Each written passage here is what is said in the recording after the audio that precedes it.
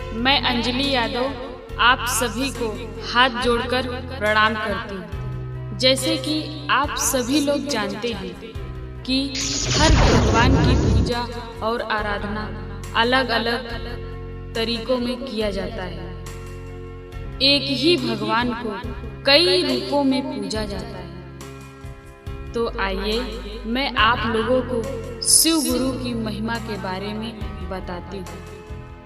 बताने से पहले 3 सूत्रों का पालन करती हूँ। पहला सूत्र, दया मांगना।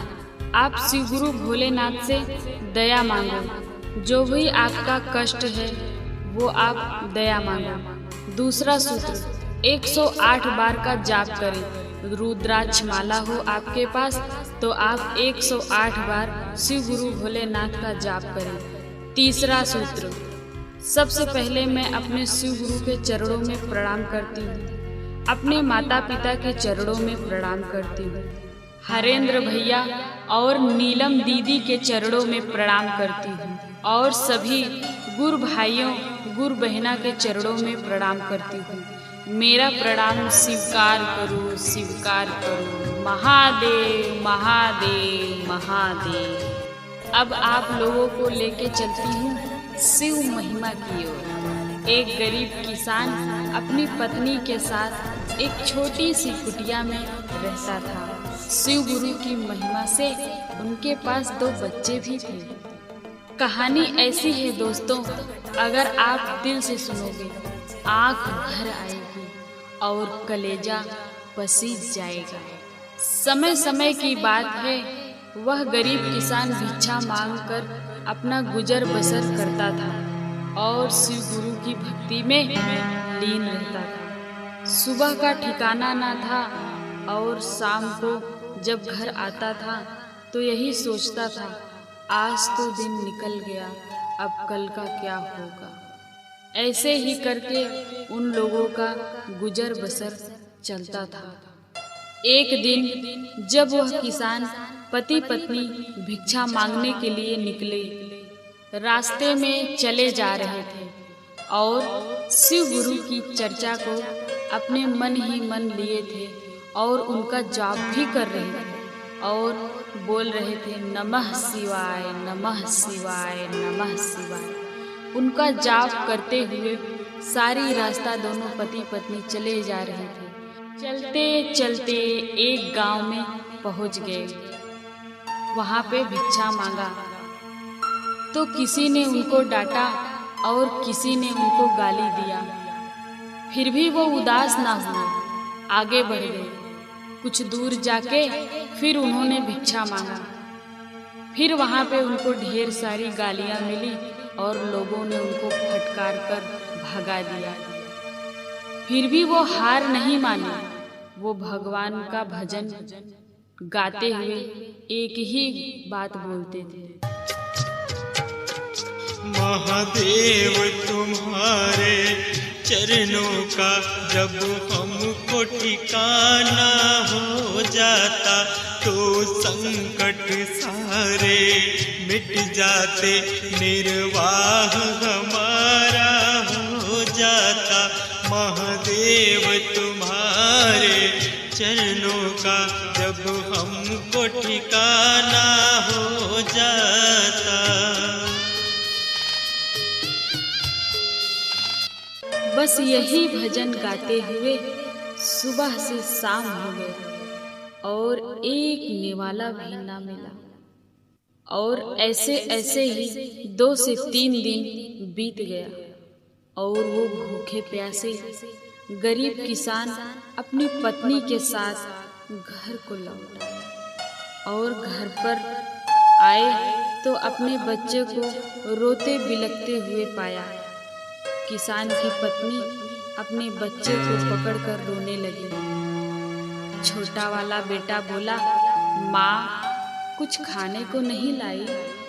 इतना सुनकर बड़ा वाला बेटा बोला, माँ जाने दो, आज भी हम पानी पीकर ही सो जाएंगे रोज की तरह। यह सुनकर पति पत्नी को बहुत ही रोना आ गया और वो दौड़कर शिव गुरु के चरणों में गिर जाते हैं और रोने लगते हैं फूट फूट कर।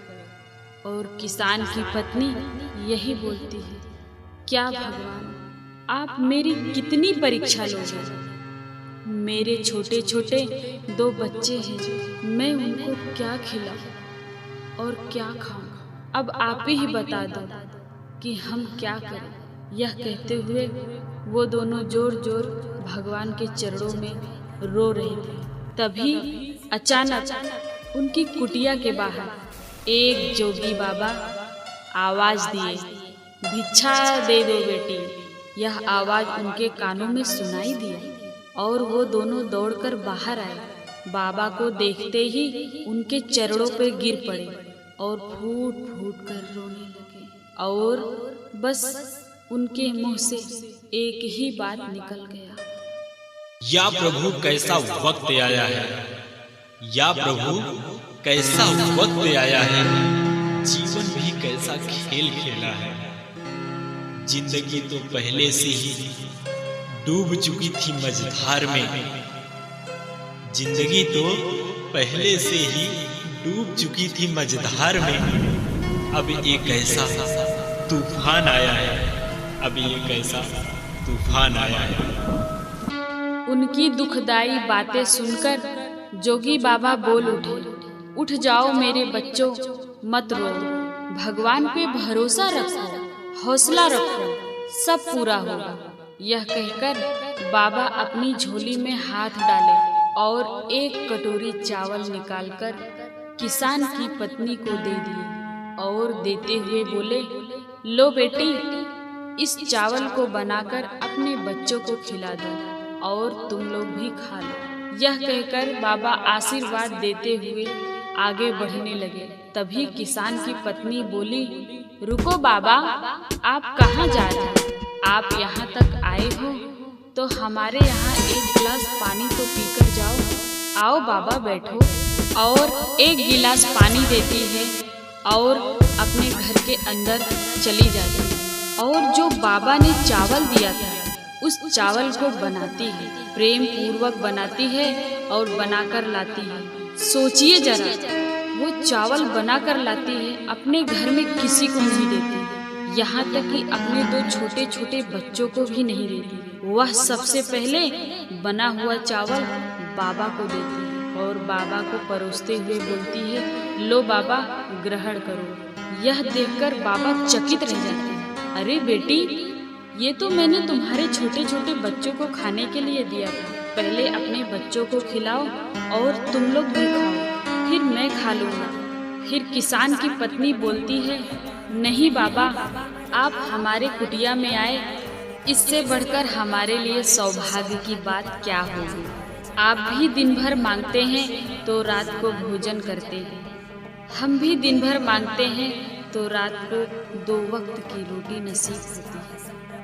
तो बाबा, पहले आप ग्रहण करिए, फिर हम खाएंगे और हमारे बच्चे खाएंगे। यह सुनकर बाबा का दिल तार तार हो गया, बाबा का कलेजा पसीज गया। बाबा अंदर ही अंदर अत्यंत खुश हो गए, इतने प्रसन्न हो गए।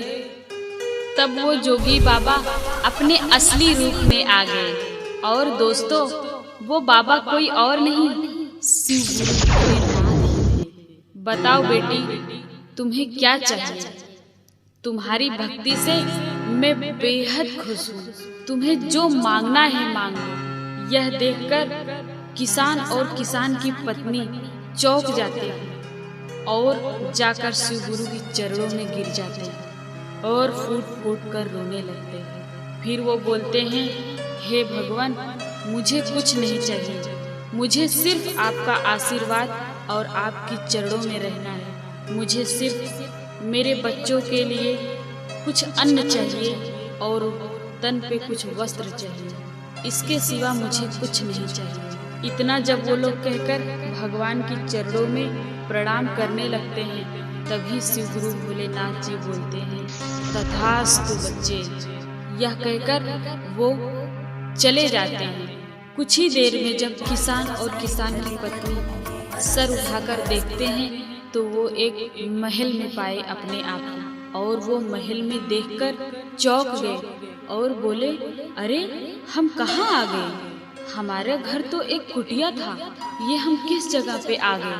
फिर उन्होंने जब पीछे मुड़कर देखा, उनके दोनों बच्चे चांदी की कटोरी में दूध और चावल खा रहे। वह यह देखकर समझ गए कि ये तो शिव गुरु भोलेनाथ की ही महिमा है, और वो दोनों हाथ जोड़कर उनको बार बार प्रणाम करने लगे। दूसरे दिन जब सुबह हुआ तो किसान उठकर अपने सभी आस पड़ोस के लोगों को भंडारा के लिए आमंत्रित किया। दूर दूर के लोगों को उसने बुलवाया और भंडारा किया। शिव गुरु भोलेनाथ का भंडारा किया और चर्चा भी रखा। भंडारे में आए सभी लोगों को उसने भर पेट खाना खिलाया और प्रसाद भी बंटवाया।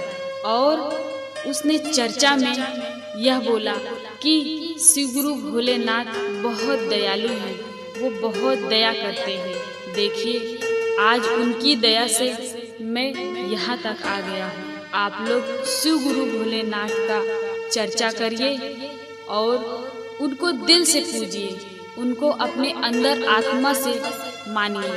भगवान आपको जरूर मिलेंगे। जिस तरह से मुझे दर्शन दिए, आपको भी दर्शन देंगे। और आज मैं जो भी कुछ हूँ, शिव गुरु भोलेनाथ की कृपा से। तो सभी दोस्तों, सभी गुरुजन, सभी गुरु भाइयों, आप सभी लोग शिव गुरु को दिल से प्रणाम करिए और उनको मन से मानिए और उनके 3 सूत्र का पालन करिए और चर्चा करवाइए। आपकी सभी मनोकामना पूरी होगी। जय शिव गुरु भोलेनाथ। आइए भाइयों, सिंगर महेश यादव की आवाज में एक छोटा सा भजन सुनते हैं शिव गुरु भोलेनाथ का। तेरे चरण में शीश झुकाऊं, तुम्हीं से आस लगाऊं। बाबा मेरे दर्शन दे दे, भोला मेरे दर्शन दे दे।